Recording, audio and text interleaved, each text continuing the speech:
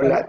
Hola, si te refieres a la posibilidad de un desborde de un lago, ¿no? Como lo que teníamos, por ejemplo, en Ancash, en Ujú. Huaraz, las situaciones de esas. Sí, es una situación común que, bueno, que se ha tenido ya acá en el país, pero no sé si esto exactamente a qué se refiere, por el estudio que mencionas, el de Glove, ¿no? Glacier Lake Out of Road. Ajá. No, probablemente tienen ese mismo problema por allá también. Ujú. Es Claro, lo mismo, claro, que desborde es por esto lo que una... estás viendo en la imagen, ¿no? Ajá, ajá, O exacto, sea, que por la tienes caída de un, una cornisa de hielo, sí. claro, tienes un lago, pero también tienes una lengua glaciar que funciona como un dique natural, y más bien Ancash o la Cordillera Blanca está lleno de esos laguitos, Ujú, ujú, así como vemos acá, ¿no? En la foto más bajito, no sé si ven el mouse, el hielo hace como un dique, ¿no?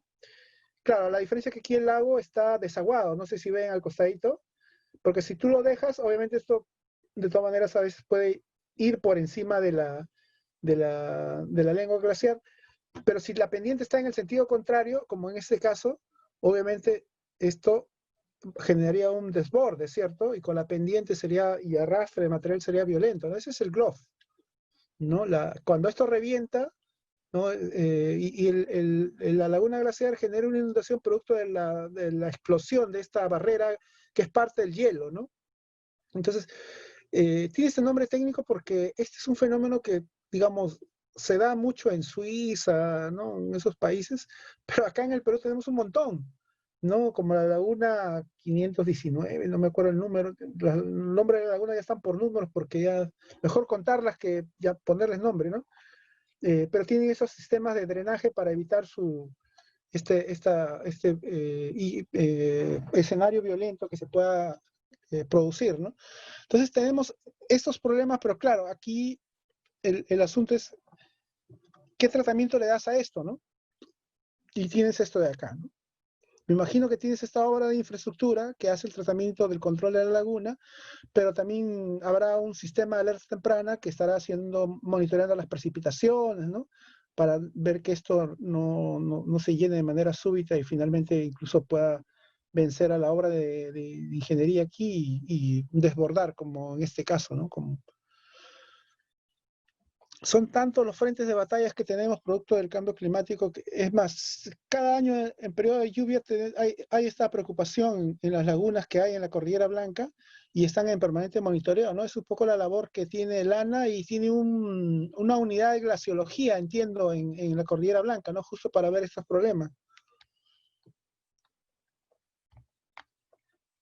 Vamos a ver ahora, tomando en cuenta estos elementos de preocupación, cómo vamos a ir introduciendo este enfoque del lente climático a los proyectos, ¿no? Para tener una lógica de proyectos resilientes al clima, ¿no?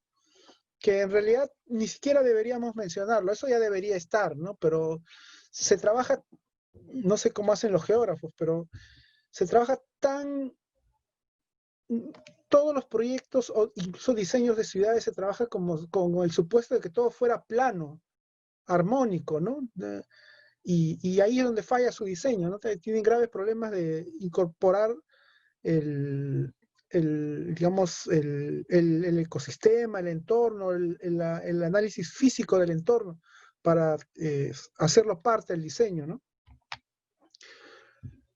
Por ejemplo, aquí, ¿no? Vemos un sistema de infiltración del Inca, ¿no? De Tipón.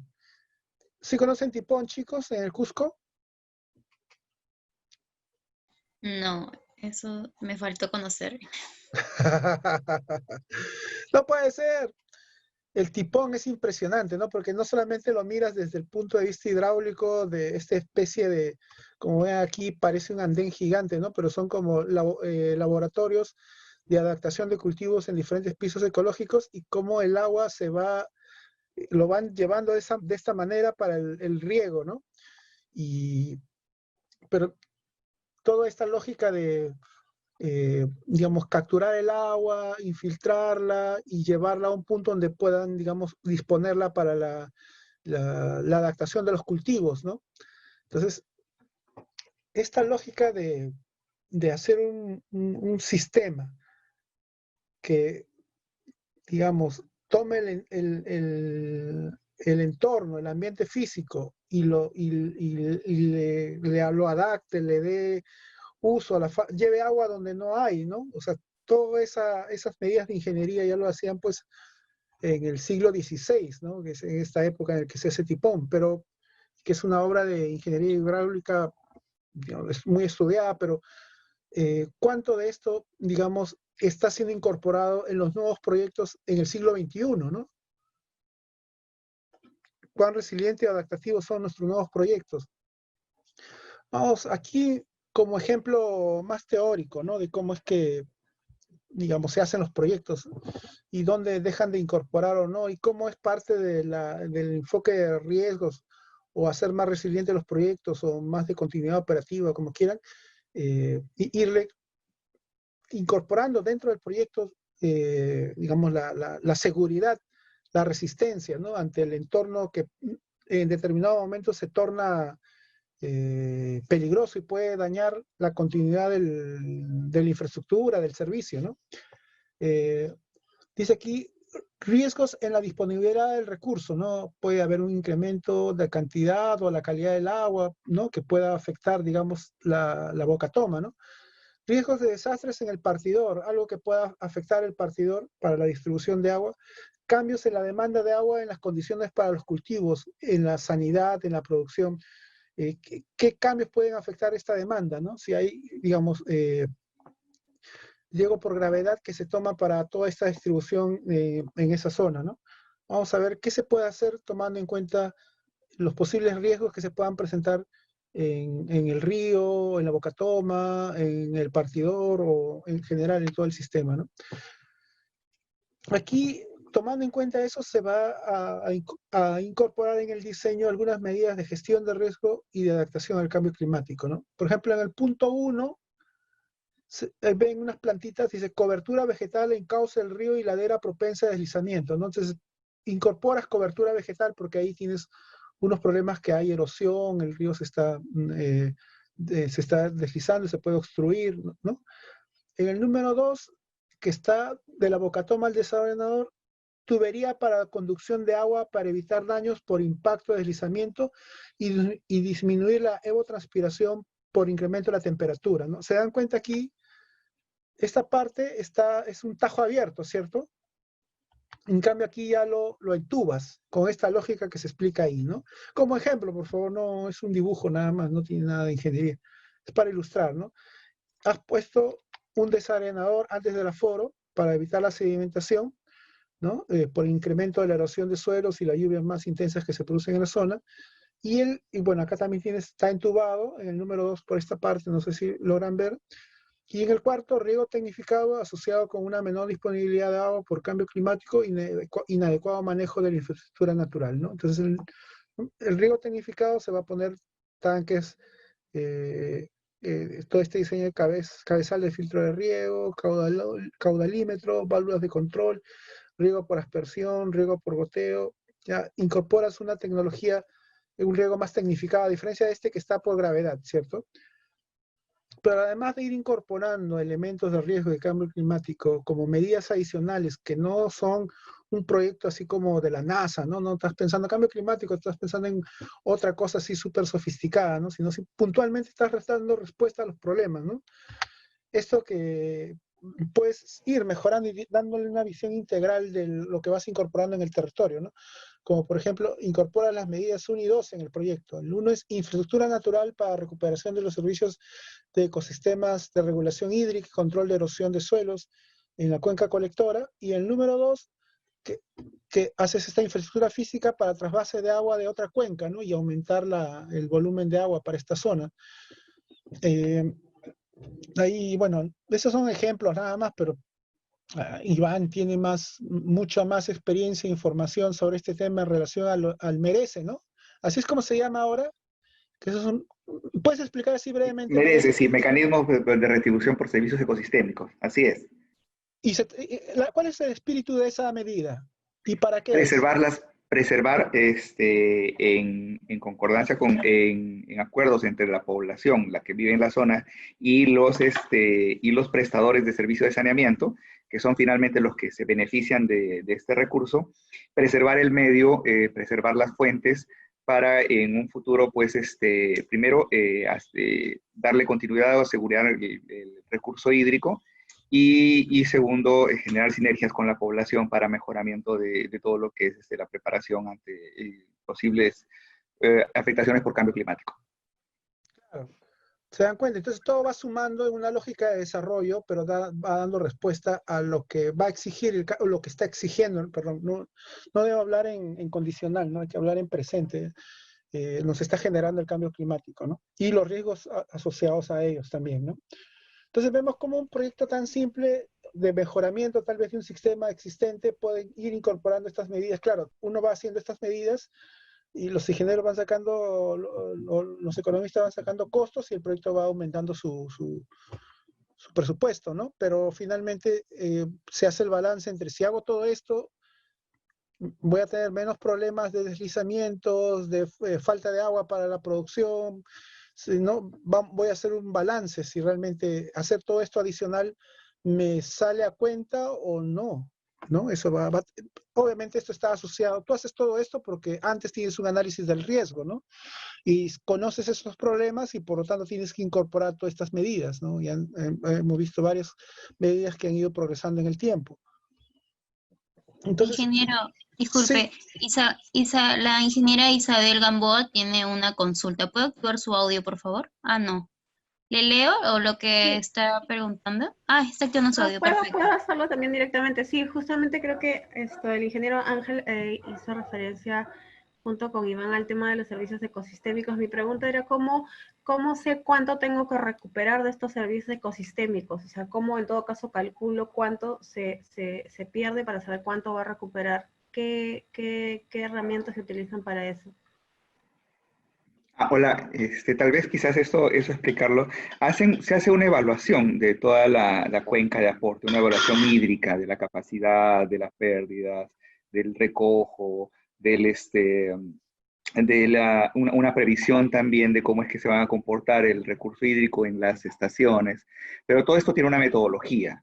No la manejo directamente yo porque es parte del equipo de la dirección del ámbito de la prestación, una dirección nueva que se ha creado dentro de la SUNAS, que es la que está propiciando justamente promoviendo que las empresas prestadoras de agua inviertan en el mantenimiento de estas fuentes de agua a través de los mecanismos de retribución por servicios ecosistémicos, como se llama. Hay bastante información en todo caso en la página web de la SUNAS, o si en todo caso necesitas, pues creo que ahí está mi WhatsApp, me escribes y por ahí si necesitas algún dato, pues te puedo conseguir algo de información.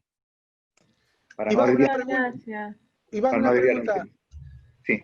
una pregunta, al final entiendo que todo sale de la tarifa, ¿cierto? ¿O no? Sí, parte ciertamente está cargado en la tarifa de agua, como todo, o sea, del dinero para los recursos económicos para las inversiones necesarias, mucho parten de ahí, pero también de unos acuerdos que se buscan con las comunidades que ocupan esas zonas, ¿no? Esas áreas, que tienen la ocupación de esas áreas, con la autoridad local. Y por ahí también algunos acuerdos o temas de convenios con empresas que tienen también, empresas sobre todo mineras, que tienen también algo de propiedad sobre esas tierras o el uso de esas zonas. En todo caso, es la unidad o la dirección que se encarga de esto en las UNAS es de reciente data, se ha creado recién a mediados del año pasado. Entonces, esto está recién implementándose. Creo que hay uno o dos, dos experiencias recién logradas ya a nivel nacional. Sin embargo, se está trabajando en muchas más, ¿no? Es un proceso que recién ha empezado, si se quiere, por el lado del prestador de servicios de saneamiento, que es a quien se le ha encargado, se le ha dado esta responsabilidad ahora, que antes no la tenía, entre otras más. Sí, es muy nueva esta responsabilidad, ¿no? Era muy teórico todavía el tema del merece antes y claro, obedece otra vez a esta lógica urbana, ¿no? Porque todavía yo no sé cómo se hace, por ejemplo, en esta cuenca del río, de la laguna de Choclocoche, que es Ica Huancavelica, ¿cierto? Porque todo el agua de esa laguna beneficia a Ica, pero los huancavelicanos están siempre ahí protestando porque no tienen el beneficio de tener la laguna en sus territorios. Yo tengo entendido que por ahora no se están trabajando en espacios donde hay conflictos. Al ser esto nuevo, obviamente se empieza a trabajar por las zonas o por las áreas que es más fácil, donde no hay muchos otros elementos que puedan complicar la determinación de la implementación de mecanismos, ¿no?, de retribución. Tal vez en futuro, tal vez en adelante, poco a poco, y con la intervención de otras instituciones que ya ven estos temas, pueda ir mejorándose esto, pero es bastante nuevo, ¿no? Claro. Esa mirada integral de cuenca que se tiene desde protección, desde la fuente hasta la misma utilización del agua para el servicio poblacional, para el consumo poblacional, esa lógica es que recién se está implementando en el país. Claro, pero acá hay fines de conservación, por una parte, ¿no? Conservación y protección de la fuente, ¿no? Pero por otro lado, cuando uno habla de riesgos exacerbados por el cambio climático que tienen relación con el tema de las inundaciones, con el tema de los desbordes o incluso la activación de huaicos, obviamente el predominio es una mirada de cuenca, ¿no? Entonces ahí convergen positivamente con estos mecanismos. Estos merece porque de alguna forma se convierten en unas medidas de reducción de riesgo de desastre y de adaptación, ¿no? O sea, se hacen parte de... Sí. Ya no dices, oye, ¿es de conservación o es de riesgo? No me importa, ¿no? Igual me ayuda a que el sistema sea más sostenible, ¿cierto? Sí, justamente es el enfoque que se ha tenido, por eso que dentro de esta dirección que se llama Dirección del Ámbito de la Prestación, existen dos unidades más que están relacionadas con ese tema. Una de ellas es la de gestión de riesgo de desastres y adaptación a cambio climático, a la cual pertenezco, y otra es la de determinación del área de la prestación, que lo que busca es tratar de sumar esfuerzos, de sumar capacidades entre los diversos prestadores de servicios que existen en el país para determinar zonas en las que se haga como lo digo, con mayor eficiencia, que se utilice con mayor eficiencia el recurso y se enfoquen también otros aspectos que permiten asegurar la calidad del servicio también a través del tiempo, ¿no? Y mejorarla en el tiempo. Es un poquito esa lógica, y esas tres unidades, son 4 en realidad que forman esta dirección, están dentro de esta nueva dirección con ese orden, con esa, digamos, lógica de trabajo. Excelente, pero es un gran avance, ¿eh? O sea, por más que esté en fase inicial, en el tiempo eso va a dar sus frutos, ¿no? Así que dije, ahora necesitamos más que nunca, con todo lo que se nos viene.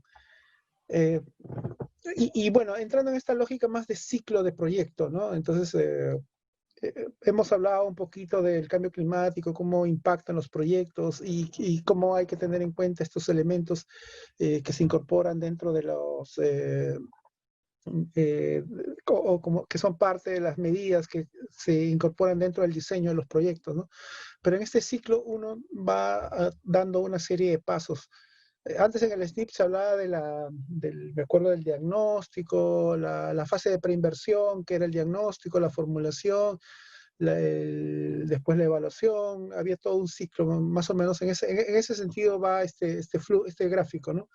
Hay una fase 1, que es la fase donde uno establece el análisis del contexto, porque es necesario que en el diagnóstico se vaya revisando cuáles pueden ser los posibles impactos del clima que pueden afectar al proyecto o a una infraestructura existente, a un servicio en funcionamiento donde uno quiere hacer una nueva inversión, ¿no?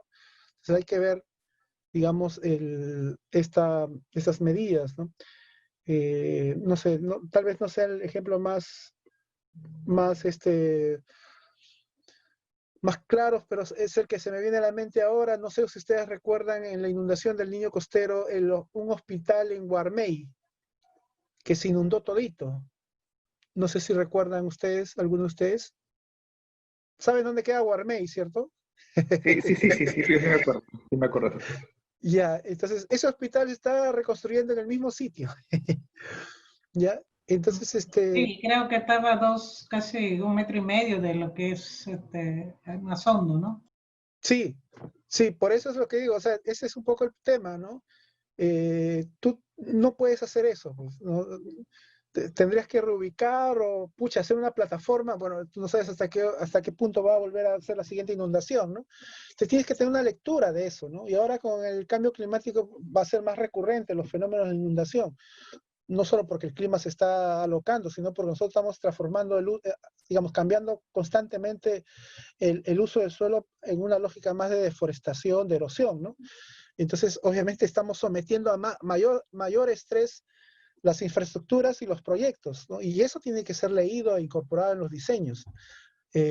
Una vez que uno ya tiene al menos esa noción, y la siguiente, cuando ese hospital se vuelve a inundar y no digan yo no sabía, ¿no? Como qué curioso que uno dice no sabía, se volvió a inundar en el mismo sitio, ¿no?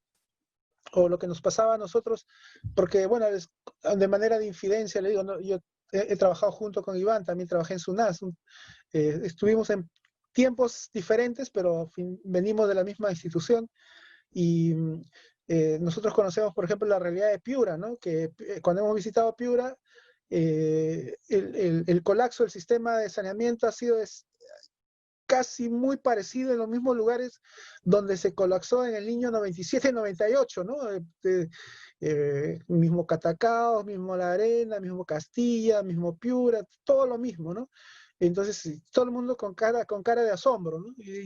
¿Cuál cara de asombro si cada vez que ocurre el Niño pasa por el mismo lugar, ¿no?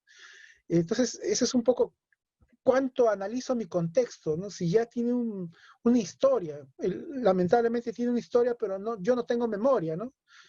Entonces, cuando uno hace las lecciones aprendidas del niño 2017 y lee las lecciones aprendidas del niño 97-98, se parecen terriblemente, ¿no? Pero bueno, esa es la fase 1. No sabía, ¿no? O sí sabía y no lo quise incorporar en el diseño de mi proyecto, ¿no? La fase 2 que tiene que ver ya con este reconocimiento de estos fenómenos o eventos físicos adversos que, digamos, exacerbados por el cambio climático, están presentes en el territorio. Entonces tengo que hacer mi análisis de vulnerabilidad asociado a esto que hemos hablado de exposición, sensibilidad y capacidad de adaptación hacia los activos, ¿no? Identificando aquellos que necesiten un análisis más detallado, ¿no? Voy a poner mi hospital en el lugar donde se dan las inundaciones. ¿Puedo irme a otro lado? ¿No? ¿Puedo adoptar esa? No sé quién conoce Paita. Bueno, sé que Iván sí, pero de las chicas que están aquí, ¿conocen Paita, chicas? Roxana, Isabel, Celia, Adriana. Yo conozco. Sí, en alguna oportunidad he ido a Paita. ¿Ha sido la parte alta o la parte baja? Yo he vivido en Paisa. A la parte baja, creo yo. Ya, si te das cuenta, es como una olla la parte baja, ¿cierto? Entonces, cuando viene la lluvia y entra por los costados llevando el suelo que es inestable, medio fangoso, inunda la parte baja, ¿no? Y sobre todo la que ya como desembocando hacia el mar, pues, ¿no? Entonces, yo no pondría un servicio esencial en la parte baja, todo lo pondría en la parte alta, porque en la parte alta está como Sí, plano, sí, ¿no? sí. De hecho, sí recuerdo algo de eso. Que habían incluso casas que estaban parte de, no de la pared precisamente, pero sí que se notaba que era parte del predio, estaba un poco erosionado por el ingreso del agua. Sí, y el agua si se contacta con la esa arena que es media barrosa, es no sé si es olvidé el nombre, pero entonces te genera muchos problemas, ¿no? Porque eso se hace como un fango, como un huaico de barro, arena y agua y arena, que es barro principalmente, ¿no? Y muy peligroso, por cierto. Pero ¿qué hago montando ahí un hospital o una posta de salud cuando en la parte alta, que es plana, donde se ha desarrollado, se ha expandido Paita, ahí tranquilamente puedo poner cualquier tipo de servicio, incluido relocalizar el mercado. No sé si conocen el mercado que está bien abajo, ¿no? Lo pongo arriba y luego más grande, más espacioso, bien diseñado. Ahora que necesitamos estar más separados entre nosotros, lo podría hacer de mejor manera, ¿no? Pero, sin embargo, pongo los huevos en un lugar peligroso, ¿no? En una canasta que está ubicada en un lugar peligroso, ¿no? Entonces, ¿qué puedo hacer ahí, no? Hacerlo más, digamos, mayor capacidad de adaptación eh, del proyecto o qué es lo que hago, ¿no? Tomando en cuenta esa condición de exposición. Si me voy de lugar peligroso, si me quedo ahí, obviamente haré un análisis del riesgo, ¿no? Para ver qué probabilidades hay de que eso me afecte. Obviamente, si voy a poner un puerto, el puerto lo tengo que poner ahí, pues no puede ir a otro lado del puerto, ¿no? Hay cosas que no se pueden cambiar de sitio, pero hay cosas que sí pueden ser relocalizadas, ¿no? Eso un poco en la fase 3, identifica, analiza, evalúa los riesgos y las probabilidades que estas puedan generar y las consecuencias que puedan ocasionar, ¿no? Y en la fase 4, preparar las estrategias de adaptación para hacer frente a los riesgos más significativos y monitorear estos. En la fase 5, monitorear, evaluar las medidas de adaptación que han sido ejecutadas, ¿no? Entonces, como un ciclo, ¿no? El gran problema que nosotros tenemos en los proyectos es que normalmente hacemos el proyecto, ejecutamos el proyecto y después no evaluamos, ¿no? Ese es un poco no hacemos todo el ciclo de gestión de proyecto, ¿no? Vemos aquí, este es como el lente para hacer el razonamiento que hay que seguir para el análisis del riesgo y tomando en cuenta si nuestro proyecto va a ser resiliente o no. En la primera parte, recuerdan la fase 1, fase 2, fase 3, fase 4, fase 5. Fase 1, análisis del contexto. Fase 2, análisis de vulnerabilidad. Fase 3, análisis del riesgo.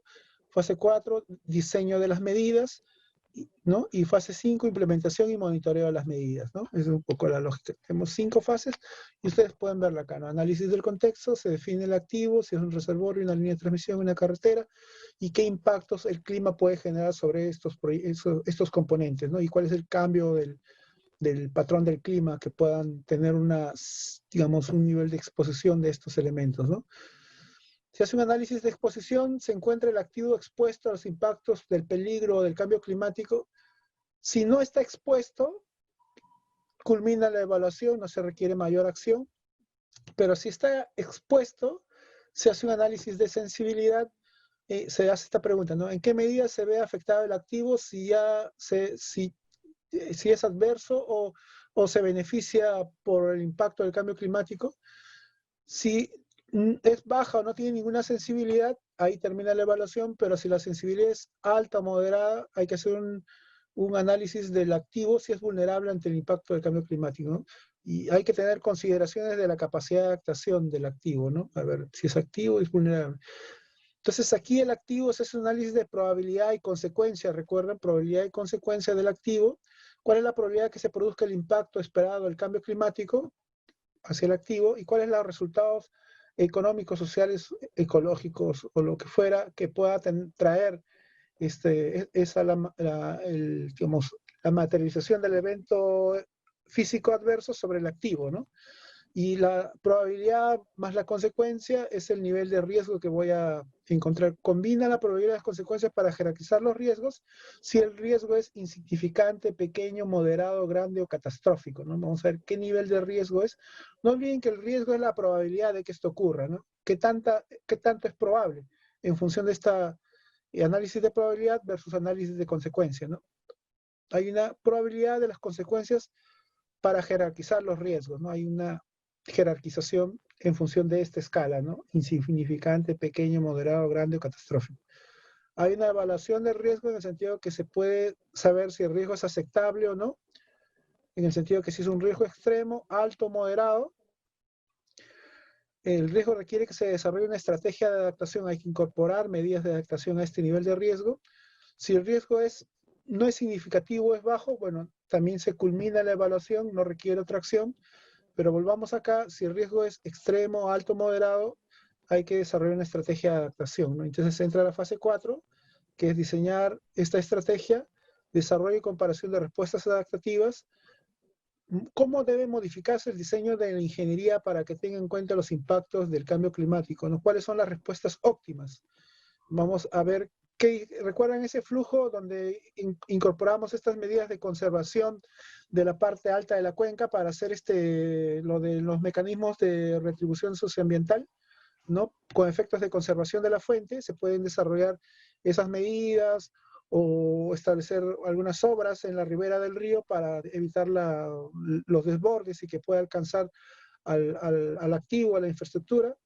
Hay que hacer una evaluación del proyecto, ¿no? Hay que ver si hay que hacer un análisis costo-beneficio, si todo lo que vamos a desarrollar sale a cuenta. De repente el proyecto se encarece mucho y no tenemos financiamiento, y hay que hacer un análisis basado en los recursos, ¿no? Si esto se puede implementar, hay la posibilidad de hacerlo. Entre el análisis costo-beneficio y el análisis de los recursos, sobre la capacidad del sistema, si va a soportar tener la capacidad de adecuarse a este diseño de ingeniería, se selecciona la estrategia de adaptación adecuada, ¿no? Con mejores prácticas que se puedan incorporar en esta fase de implementación, y también todo el tema de monitoreo y evaluación de la medida, ¿no? Vamos a ver si con esto podemos reducir un poco el nivel de riesgo detectado en todo este proceso, ¿no? Este es un gráfico muy grande, no me gusta mucho, pero lo vamos a cortar, como dice Jack el Destripador, vamos a ir por partes, ¿no?